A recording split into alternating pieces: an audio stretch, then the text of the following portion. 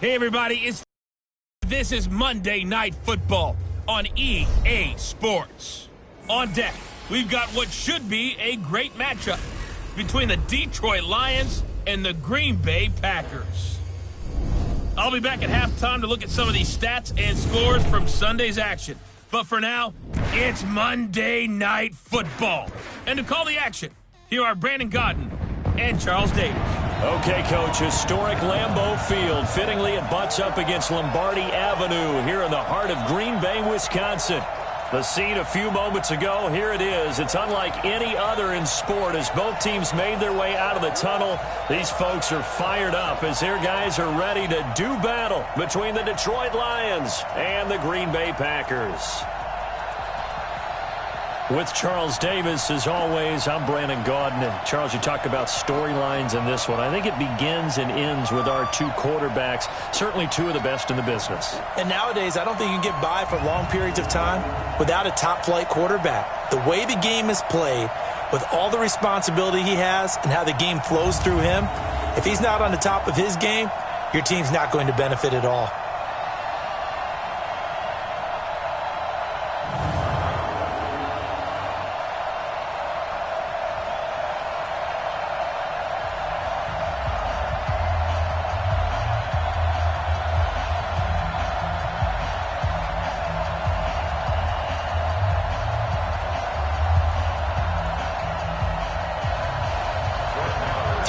Of the NFL season are complete. What lurks in our final month? We're underway in Week 14. This is taken about 7 yards deep. And no run back here. This will be a touchback, and it comes out to the 25-yard line. So here comes the Packers offense now onto the field. And a look here at their go-to guy under center.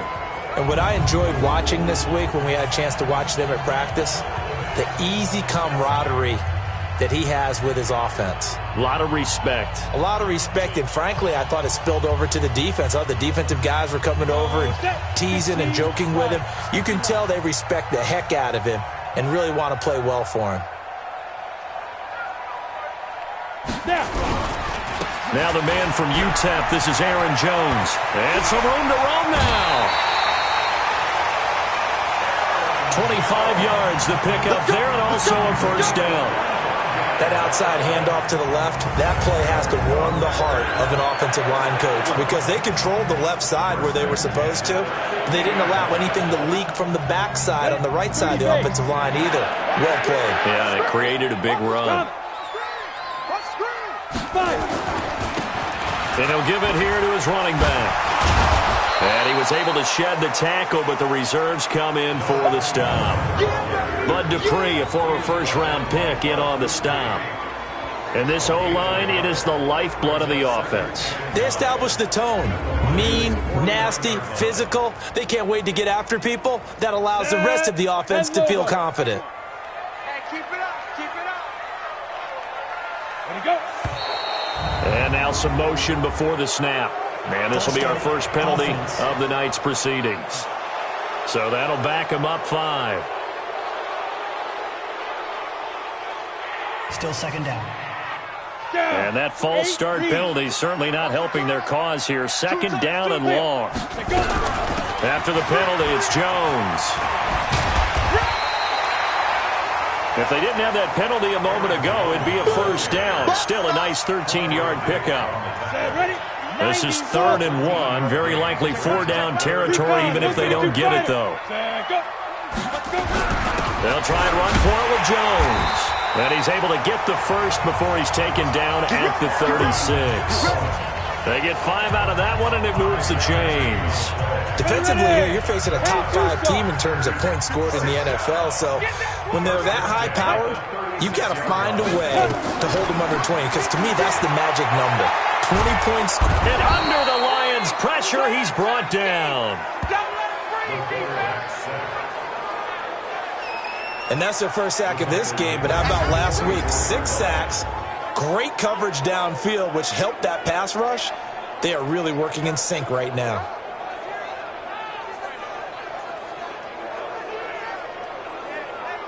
So that complicates things a bit here. 18 yards to go now on second down. And they give this time to the tailback. They get 6 yards back on the run, but still have a 3rd and long situation forthcoming. That's a gain of 6. Check. Rock.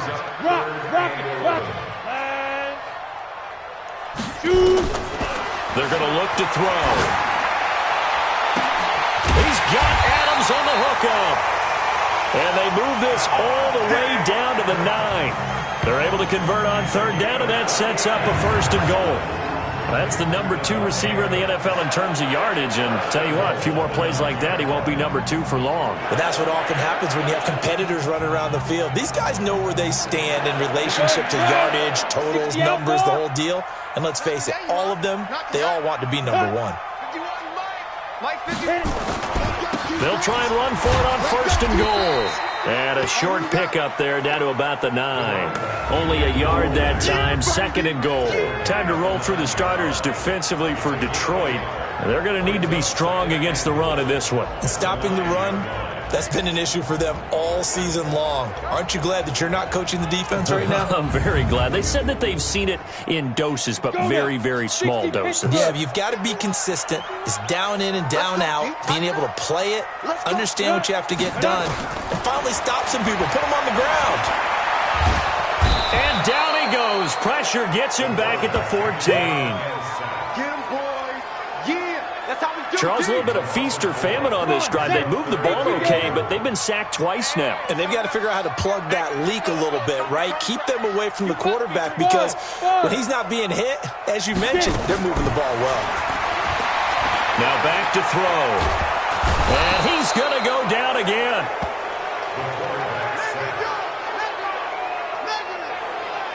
We always talk about how teams are so competitively matched and you just want to make those plays that give you an advantage. How about right here? The difference between letting them score a touchdown versus holding them to a field goal, that's absolutely huge with the play he just made. Well, you know, he hated taking the loss there on 3rd down. So the opening drive does yield points, maybe not the 7 they wanted, but they'll take the 3. Accumulating 1st downs does not go up on the scoreboard, but it does go into the DNA of a team that's trying to establish itself to start a game. That has to feel pretty good for them. They'll take the 3. Yeah, they had 3 first downs and 3 points. And not a bad return here. He gets it out to the 25-yard line. So here are the Lions now as they get set for their opening drive. And leading them out there, we get a look at their 6'3 quarterback. What I enjoyed this week is that you asked to talk to his offensive center before the game and find out a little bit more about him and what the relationship is. And that was a pretty positive story, wasn't it? Yeah, and really what I took away from that is just how it has permeated throughout the entire offensive line, the relationship they've had. It's really a group that's in sync. They care about him. That's the thing. They really care. And when you care that much, you're going to play that much harder for him and give him a better chance to lead the team to wins. The run on 1st down gets him a couple up to the 27. Preston Smith there on the stop.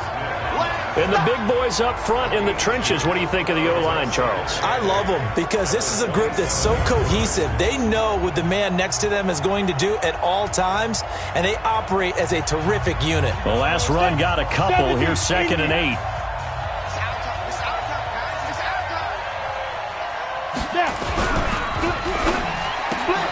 This thrown quickly out to Jones. And they take him down, losing yardage back at the 27. It'll be a loss of 1, and that'll bring up a 3rd down. Well, I know it goes against the instincts of the person catching the ball because all you're ever taught is catch the football, don't drop it. But drop it there. Yeah, in that situation, dropping it would have been better. End up losing yardage, even though they completed the pass. As good as a sack? Yeah, how about that? Although they won't get the same credit for it, and it won't help them at contract time. Now throwing on 3rd down there, but he cannot connect. So the defense able to get off the field here on 3rd down. And it's one of the goals of the game. They've got to be effective on passing downs. It's one of the few things defenses chart. How did we do on 3rd down? That's a nice start for them in this one. And this is away. It's a high kick, and he got all of it. And this is going to hit the goal line and continue on into the end zone for a touchback. Now come the Packers for their next drive as we take a look at the playoff race in the NFC coming into the weekend. And for them, it's no longer a question of will they make the playoffs. They've clinched the division title. The question, can they hold on to that #1 seed?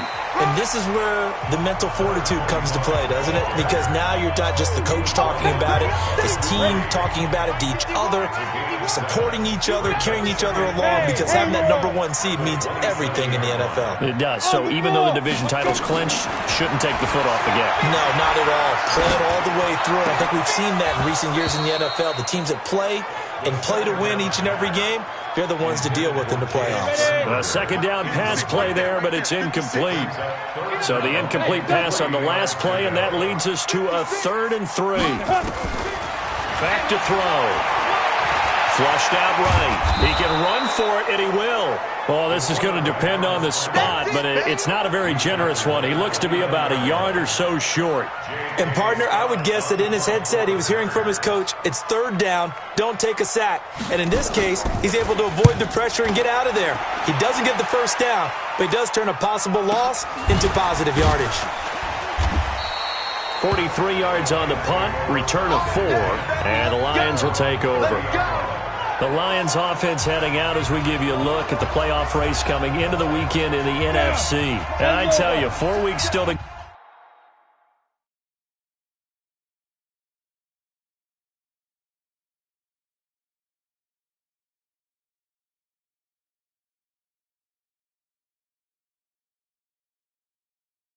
go, and everything is wide open, and it's fun. And I know we always talk about, well, if the playoffs were to begin today, and then we kind of go, okay, but they're not. Let's see how it plays out. Wouldn't it be fun to play with this playoff lineup right now? Because to me, just about anyone can win this whole thing out of this grouping we currently have. And by the time we get there, it may look entirely different.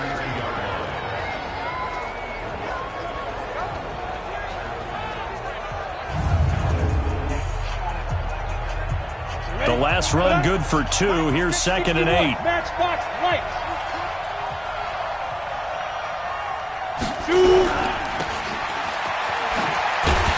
And he will lose yardage here to the 31-yard line. That backs him up 1 yard and brings up 3rd down. And never good on a pass completion there to go the wrong way. Lost yardage.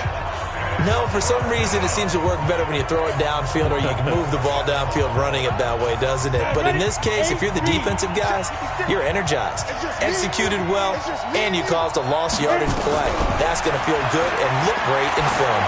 Looking downfield for Jones. And that'll be incomplete.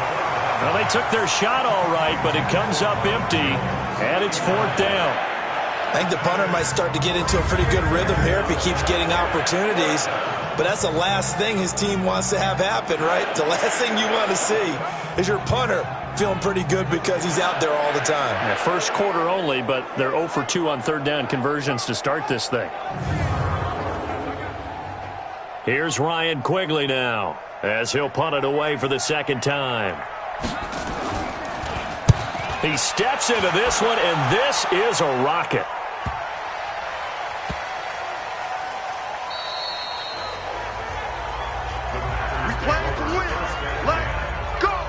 Here comes the field general leading his offense back out there for the next possession. And maybe he's starting to wave the white flag a little bit. He's playing pretty well, but the pressure, it's got to him.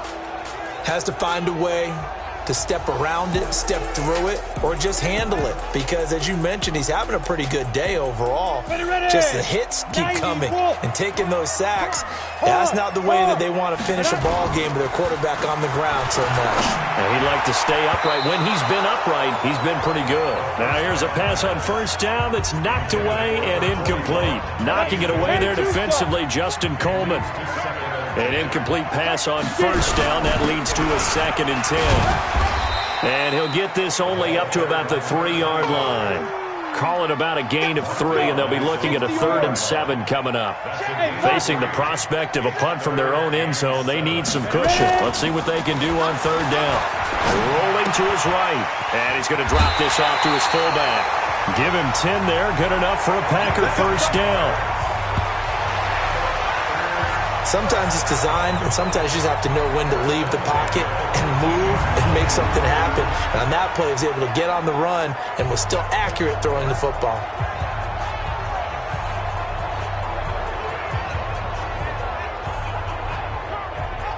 So a little more space to work with here from the 13 on 1st and 10.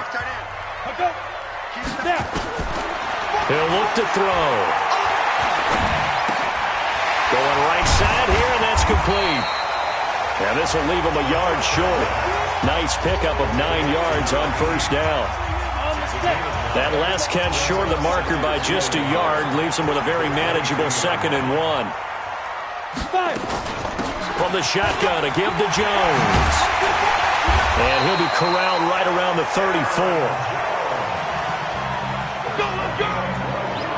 Well, they're making an effort